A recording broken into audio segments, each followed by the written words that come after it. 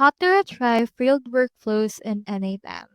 So n8n provides built-in functionalities to handle field workflows. First, you can configure retries for individual nodes.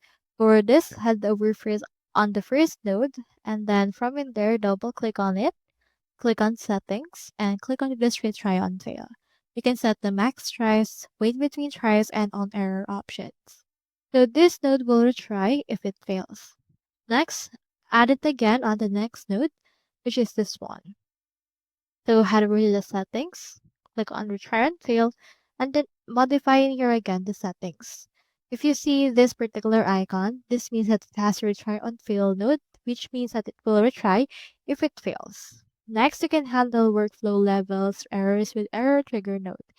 So click onto this plus icon, click onto the search, and search in here for error. From in there, you should be able to find right here this error trigger. So you can proceed to add this. And for this, you can set the actual parameters for that as well as the test event.